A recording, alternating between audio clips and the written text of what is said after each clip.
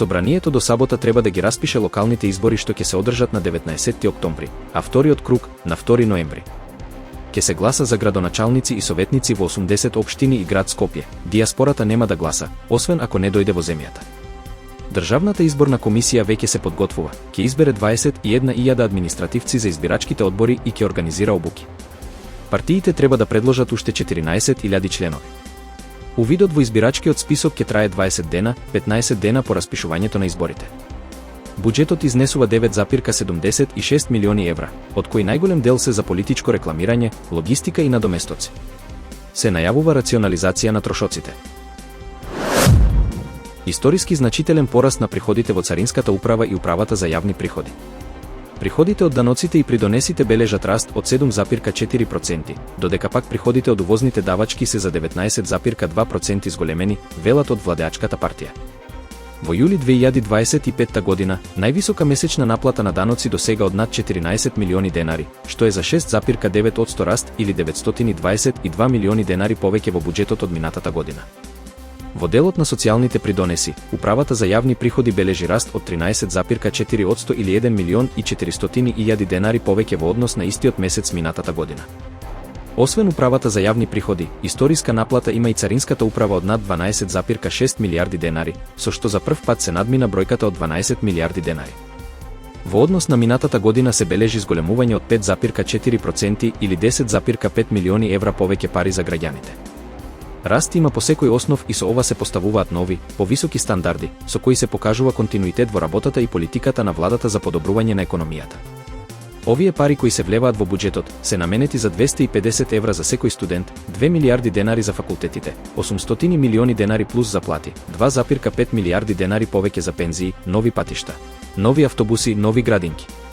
За разлика од порано кога се крадеше, сега тие пари се на граѓаните и во буџетот, стои во соопштението од владеачката партија на власт.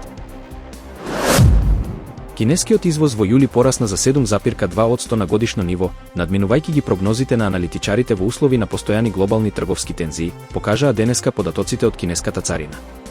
Увозот исто така се зголеми за 4,1%, што е повеќе од очекуваното. Сепак, трговските текови варираа во зависност од регионот. Извозот во Соединетите Американски држави нагло се намали за 21,7% во споредба со претходната година, продолжувајќи го стрмниот пад забележан во јуни.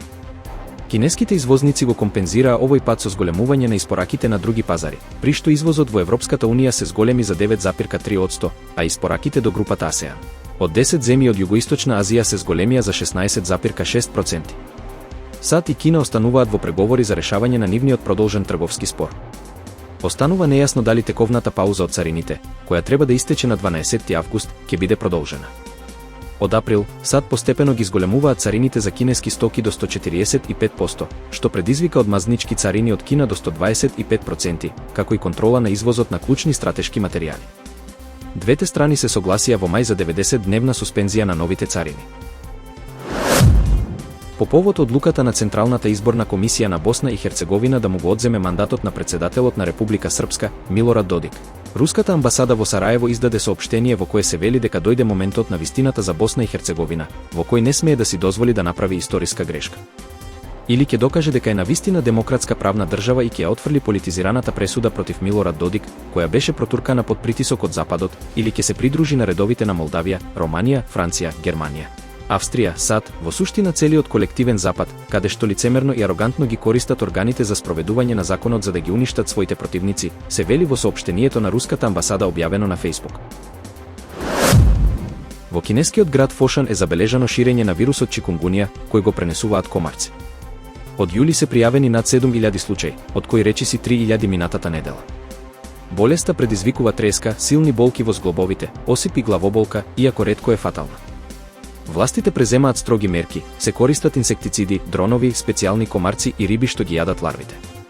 Жителите се прскаат со средство против комарци при влез во згради, а оние кои не соработуваат може да бидат казнети или дури и кривично гонети. 5 домакинства останале без струја поради несоработка. Освен во Фошан, вирусот се појавил и во други 12 градови во Гуангдонг, како и во Хонг Конг. Експертите предупредуваат дека климатските промени ги зголемуваат условите за размножување на комарците. Стотици луѓе се евакуирани од своите домови во департманот Ут, во Јужна Франција, каде што рекорден пожар се шири трет ден, соопштија локалните власти. 65-годишна жена загина во пожарот, додека 3 лица се водат како исчезнати, а вкупно 13 лица се повредени, вклучувајќи 20 цивили и 11 пожарникари. Привремени центри за сместување беа отворени во 17 општини во ноќта помеѓу среда и четврток, со капацитет за 1759 лица, додека противпожарните и спасувачките служби се на терен со полна сила. Сите расположиви копнени и воздушни ресурси се распоредени, соопштија локалните власти во извештај. На врвот на пожарот беа распоредени 2100 пожарникари со 500 возила, а вкупно 130 водни млазници беа испуштени од воздух. Властите забележуваат дека евакуациите се стандардна мерка за заштита на населението во вакви ситуации. Иако интензитетот на пожарот делумно се намали, неговото ширење продолжува, а за денес е планирано понатамошно интензивирање на операциите за гаснење. За време на обиколката на погоденото подрачје, премиерот Франсуа Бајру предупреди дека ова е настан директно поврзан со климатските промени и сушата, нагласувајќи дека станува збор за невидена катастрофа. Според официјалните податоци, ова е најсериозниот шумски пожар во Франција од 2006 година, кога започна систематското евидентирање на вакви инциденти, и најтешкиот за медитеранскиот дел од земјата од 70-тите.